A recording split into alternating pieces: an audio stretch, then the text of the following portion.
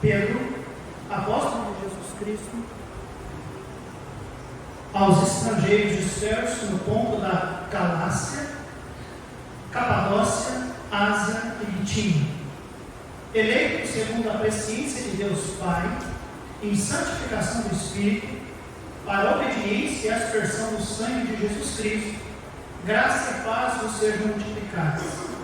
Bendito seja o Deus e Pai de nosso Senhor Jesus Cristo, que segundo a sua grande misericórdia nos gerou de novo para uma viva esperança pela ressurreição de Jesus Cristo dentre os mortos, para uma herança incorruptível, incontaminável e que não se pode murchar, guardada nos céus para vós, que mediante a fé estáis guardados no poder de Deus para a salvação, já prestes para se revelar no último tempo. E que vós grandemente vos alegrais, ainda que agora importa, sendo necessário, que estejais por um pouco contristados com várias tentações, para que a prova da vossa fé, muito mais preciosa do que ouro que perece e é provado pelo fogo, se ache em louvor e honra e glória na revelação de Jesus Cristo, ao qual não o havendo visto a mais, no qual não vendo agora, mas crendo, vos alegrais, com gozo indescritível e glorioso, alcançando o fim da vossa fé, a salvação das vossas almas, da qual salvação inquiriram e trataram diligentemente os profetas que profetizaram da graça que vos foi dada, indagando que tempo ou que ocasião de tempo o Espírito de Cristo, que estava neles, indicava anteriormente, testificando os sofrimentos que a Cristo havia de vir e a glória que se lhes havia de seguir, aos quais foi revelado que, não para si mesmo, mas para nós, eles ministraram essas coisas que agora vos foram anunciadas por aqueles que, pelo Espírito Santo enviado do céu, vos pregaram o Evangelho, para as quais coisas os anjos desejam bem atentar.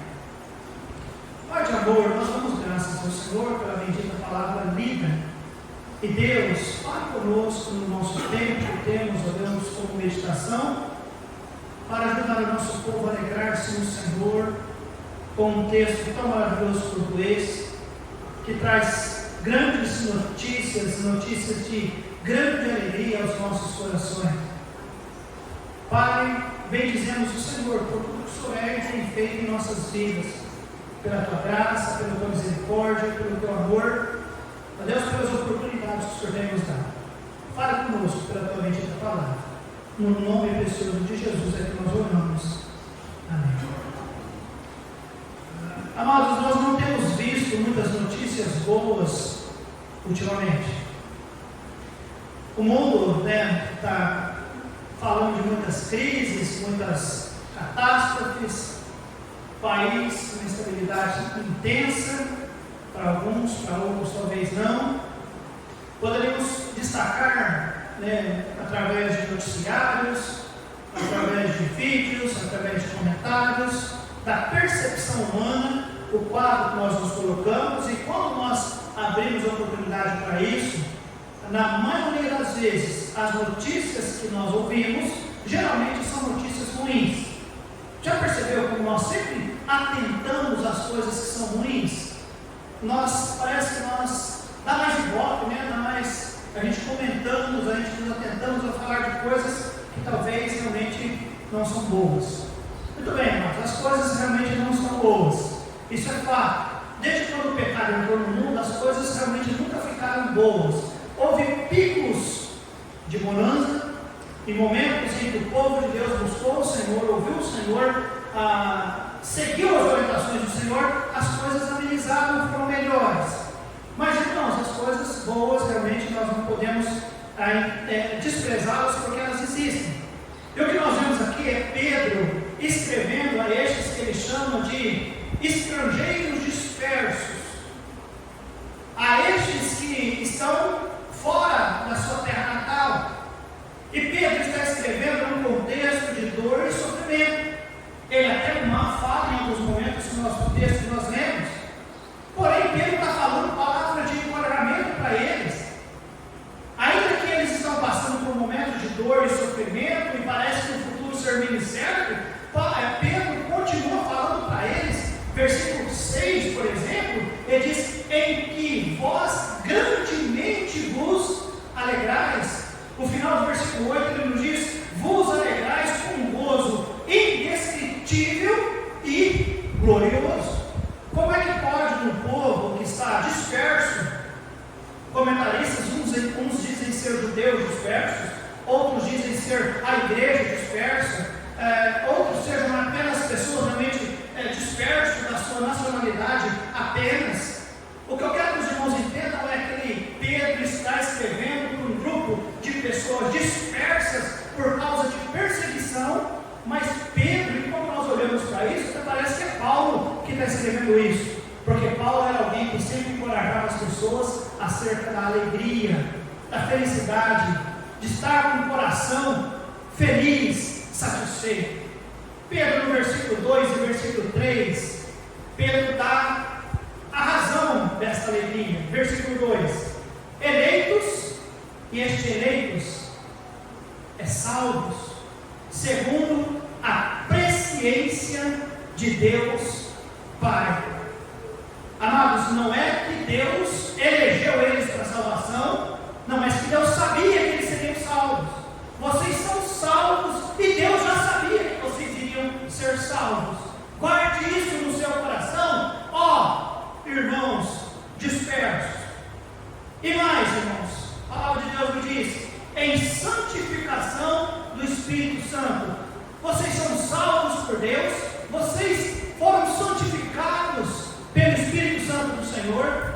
Amados, isso é precioso, porque a Bíblia nos diz que nós somos pecadores, não há justo nenhum sequer. Porém, a ação do Espírito Santo na vida de um pregador, ao ser pregar a palavra de Deus, Deus usa o pregador com a bendita palavra para poder mostrar a verdade que Deus quer mostrar, e Deus usa o Espírito Santo dele no coração do pecador para poder enxergar, ler a mensagem que Deus quer mostrar. Então, nessa ação do Espírito Santo, a pessoa é salva, e a pessoa é transformada, ela é santificada, ela torna-se um santo. Amém, igreja?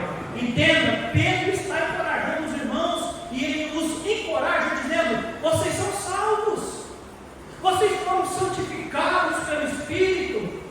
Pedro ainda diz no versículo 2, no finalzinho, versículo 2: santificados no Espírito Santo para a obediência e aspersão do sangue de Jesus Cristo. Pedro ainda revela para eles, mostra algo, irmãos, importantíssimo na ideia de que salvação é possível, salvação é real, salvação é algo que acontece, e só acontece por causa disso. A Bíblia diz: para a obediência e aspersão do sangue de Jesus Cristo. O sangue de Jesus Cristo. Amados, eu volto a dizer, nós somos pecadores, a Bíblia diz que nós somos, mas a Bíblia também nos diz para nós, lá em Isaías capítulo 1, versículo 18, que ainda que os nossos pecados sejam como a escarlata, eles se tornarão brancos como a neve, ainda que sejam vermelhos como o carmesim, se tornarão brancos como a branca lã. E tudo é possível por causa do que, irmãos? Da aspersão do sangue de Cristo. Então, amados, Paulo está encorajando eles: vocês são salvos, porque Deus sabia que vocês seriam salvos.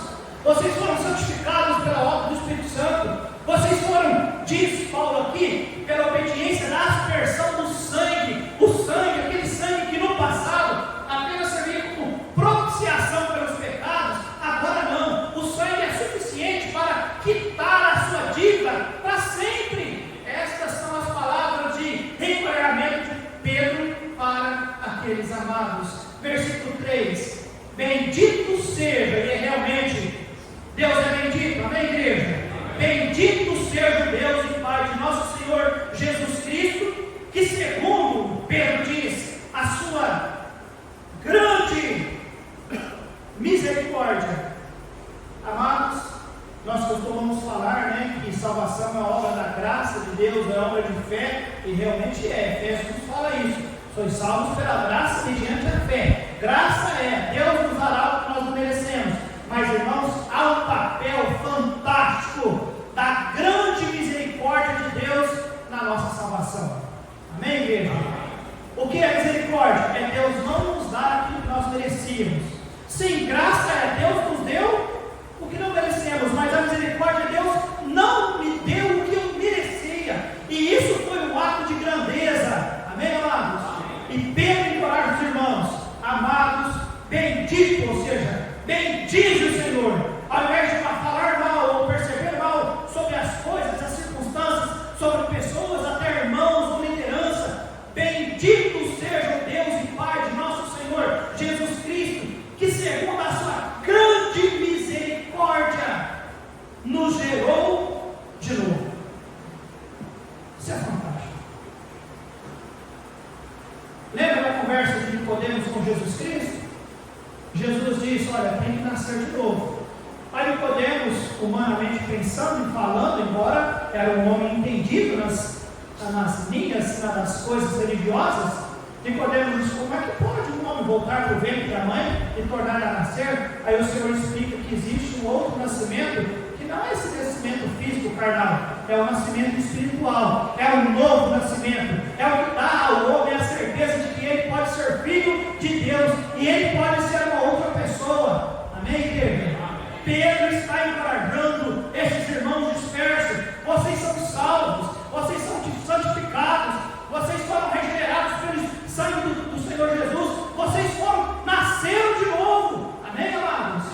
Oh, as coisas estão ruins, vocês estão dispersos, mas vocês grandemente vos alegrais. Vocês alegrais com gozo indescritível e glorioso. Por quê? Porque vocês são salvos. Amém, amados? Foram gerados de novo. Da forma que estávamos, nunca poderíamos entrar no céu. Da forma que éramos, nunca poderíamos dizer nós somos filhos de Deus, embora dizíamos, mas a Bíblia nega que era.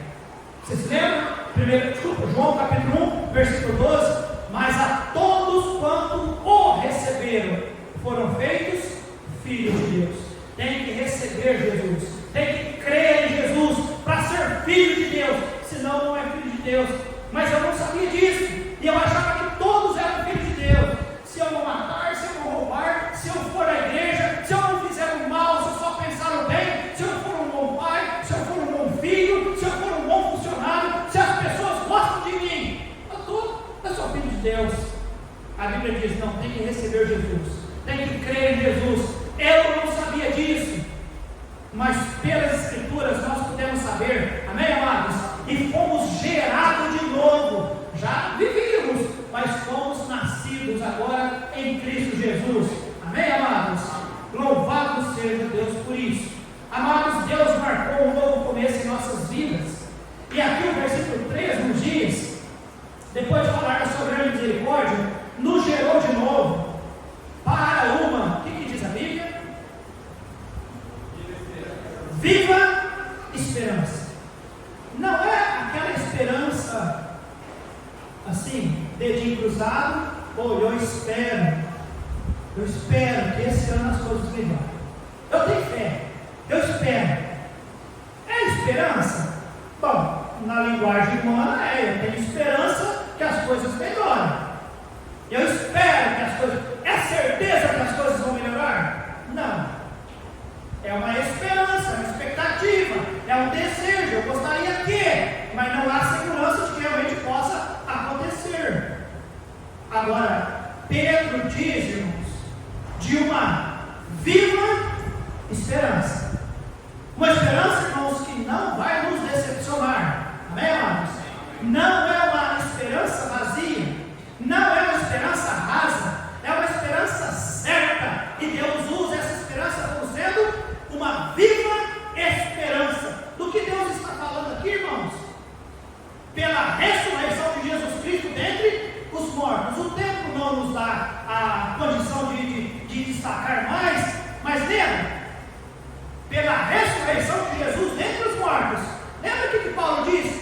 Se Cristo ressuscitou, lembra? 1 Coríntios capítulo 15? Então, amados, se Cristo ressuscitou,